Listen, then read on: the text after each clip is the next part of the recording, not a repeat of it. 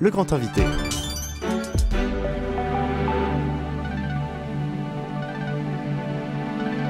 La matinale RCF, le grand invité.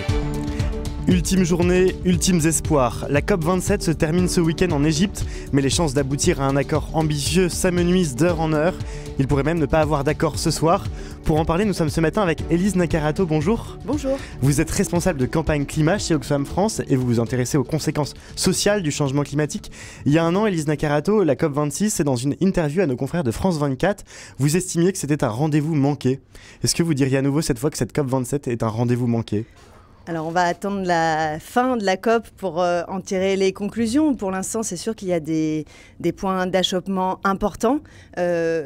Pour l'instant, c'est normal, hein. C'est toujours dans les dernières heures que les dernières négociations entre les pays se font, donc il n'y a rien d'inquiétant. Et il faut rappeler qu'une COP, c'est quand même une discussion entre 197 pays de l'ONU qui ont tous des histoires, des ambitions, des situations différentes. Et donc, il faut se mettre d'accord sur quelque chose, donc c'était normal que ça prenne du temps.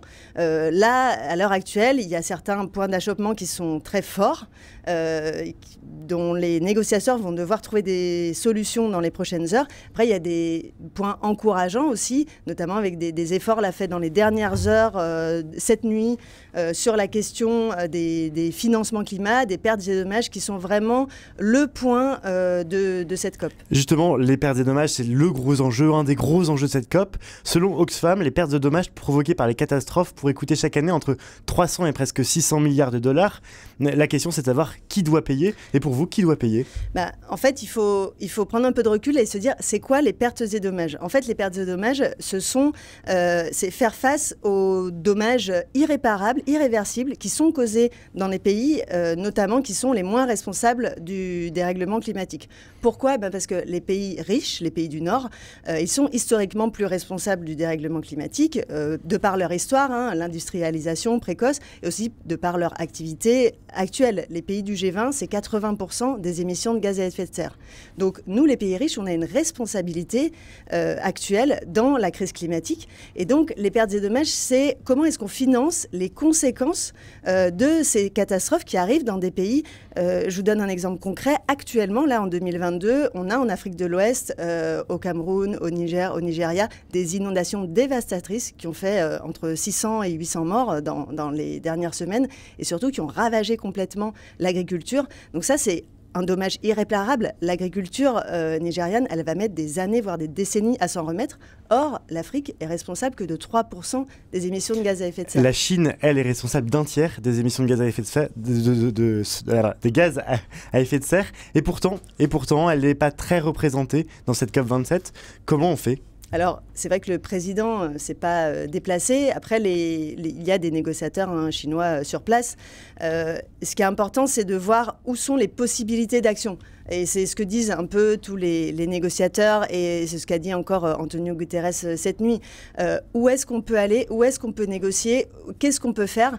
Et là, actuellement, ce qui bloque, c'est vraiment une question de confiance. En fait, en 2009, les pays riches s'étaient engagés à mettre de l'argent sur la table, 100 milliards de dollars par an à partir de 2020 pour les financements climat. Ils ne l'ont pas fait. Donc il y a un peu une confiance brisée, et la raison pour laquelle les pertes et dommages sont cette année au cœur de la COP, c'est un peu pour restaurer cette confiance-là. Ce que propose le groupe des pays les plus vulnérables, donc le G77 plus Chine, qui représente 80% quand même des humains sur Terre, c'est un mécanisme financier concret et plus simplement des engagements, des promesses, des paroles. Oui, mais pour ça, il y a l'enjeu de la répartition, la clé de répartition. Comment est-ce qu'on fait pour savoir, les États-Unis vous paierez tant, la France tant, l'Allemagne tant ? Comment on fait ? Comment on décide qui doit payer ? Ouais, concrètement, c'est vraiment ça qui va se jouer dans les prochaines heures. Il y a plein de manières de calculer. C'est quoi les différentes solutions ? Peut-être une ou deux solutions qui sont possibles. Alors, ça peut être, justement, en ce moment, il y a des discussions entre émissions actuelles, émissions passées, parce que ça c'est une clé de répartition très importante. C'est-à-dire qu'on regarderait sur les deux derniers siècles, savoir quelles ont été les émissions de tel ou tel pays. Ce sera forcément un mix, en fait, entre tous ces paramètres. Et puis, il y a aussi beaucoup une question de qu'est-ce qu'on fait ? Parce qu'une fois qu'on a dit on met de l'argent sur la table, pourquoi faire ? Dans cette ces financements climat, il y a plusieurs paquets. Donc, il y a les pertes et dommages. Il y a aussi tout ce qui est adaptation. Donc, on s'adapte aux nouvelles conditions climatiques. Il faut bien faire la distinction entre deux choses. D'une part, comment est-ce qu'on s'adapte pour l'avenir, et d'autre part, comment est-ce qu'on paye pour les catastrophes d'aujourd'hui. C'est ça, exactement. C'est pour ça que c'est deux paquets séparés. Et il y a aussi la question de l'atténuation. Donc, comment est-ce qu'on se fait aussi pour réduire nos émissions de gaz à effet de serre. C'est ces trois paramètres-là. Parce qu'effectivement, si on s'adapte ou on répare les dommages, mais qu'en même temps, on continue d'augmenter nos émissions de gaz à effet de serre, ce qui est le cas actuellement, ce qui est aussi un point d'achoppement très important à la COP, on n'a pas de vision de long terme. Et ça aussi, c'est un des points discutés, notamment la dépendance aux énergies fossiles.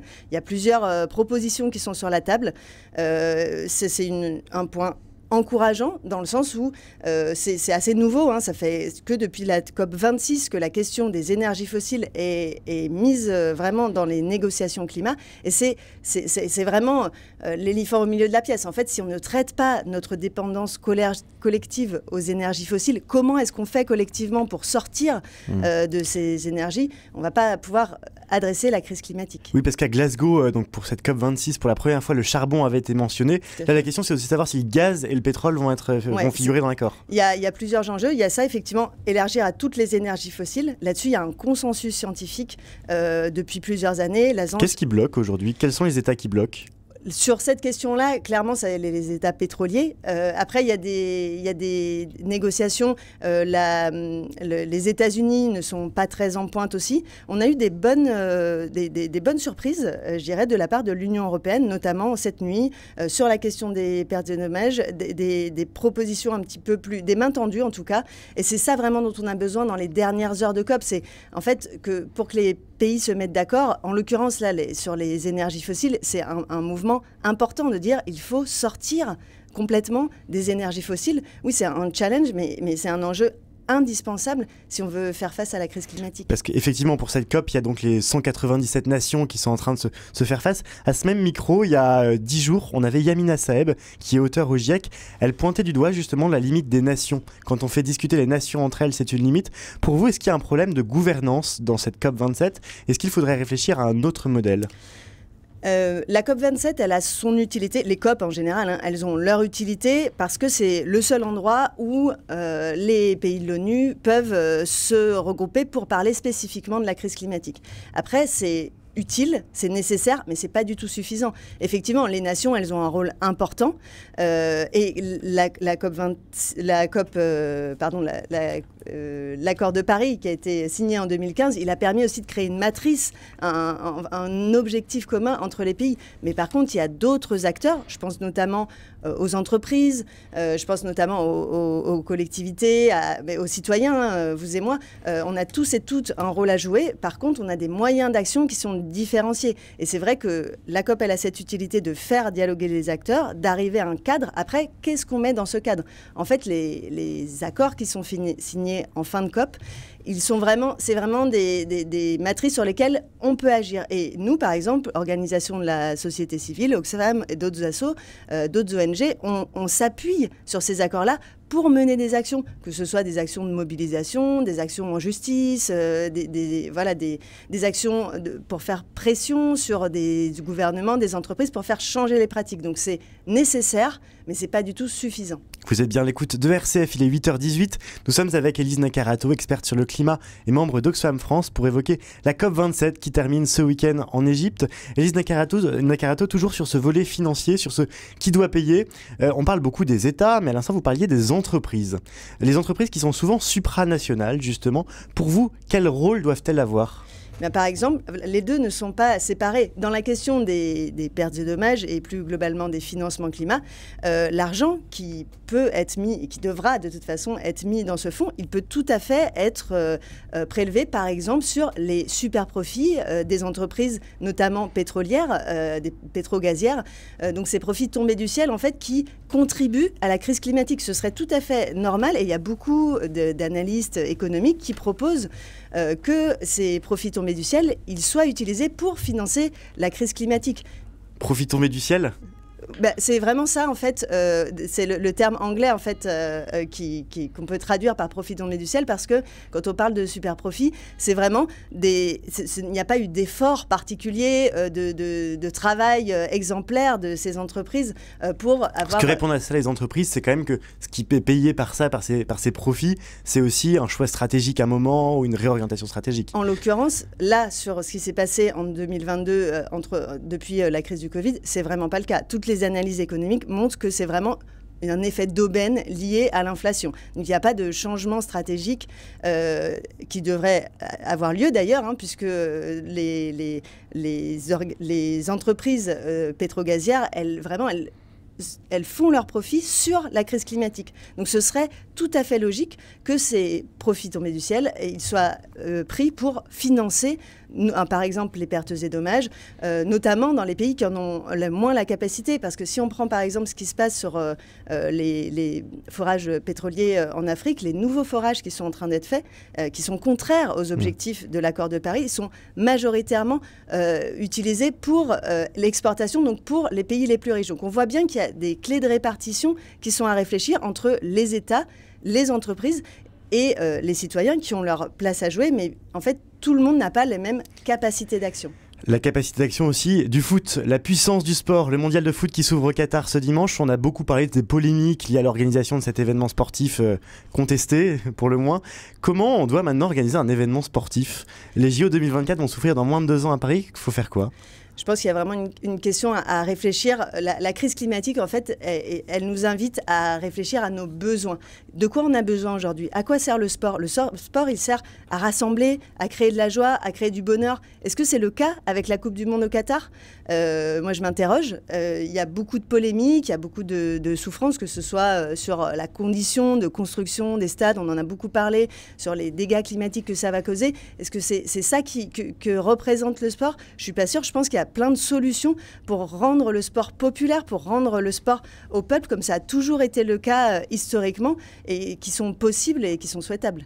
Et dans cette interview, on a pu évoquer des choses un peu désespérantes. Est-ce que vous avez des raisons d'espérer ? Que faut-il espérer pour cette COP27 ou pour ces décennies qui viennent ? Alors, sur la COP27, moi j'ai des raisons d'espérer dans le sens où, par exemple, la question du financement climat, nous, chez Oxfam, on travaille dessus depuis 20 ans. C'est la première fois qu'elle est mise à l'agenda officiel. Donc ça, c'est grâce aussi à toutes les personnes qui nous aident. Je pense notamment à nos donateurs, qu'on remercie, parce que c'est important de pouvoir faire de l'action sur le long terme. Et donc, le fait que ce soit à l'agenda, le fait que la question des énergies fossiles soit à l'agenda, c'est bien sûr pas suffisant, mais on voit une évolution. Puis, globalement, moi, ce qui me donne l'espoir, c'est de savoir que face à la crise sociale et climatique, en fait, les solutions, elles sont à portée de main. Les rapports du GIEC, les propositions de la Convention citoyenne pour le climat, les propositions du Haut Conseil pour le climat, il y a des choses concrètes qu'on peut faire pour mieux se loger, pour mieux avoir une mobilité décarbonée, pour mieux se nourrir demain. On sait ce qu'il faut faire. Maintenant, il faut le courage politique de le faire. Merci beaucoup, Élise Nakarato, d'avoir été notre invitée ce matin. Vous reveniez avec nous sur cette COP27 qui se termine en Égypte, à Sharm el-Sheikh, et les conséquences qu'elle pourrait avoir. Merci beaucoup, Élise Nakarato.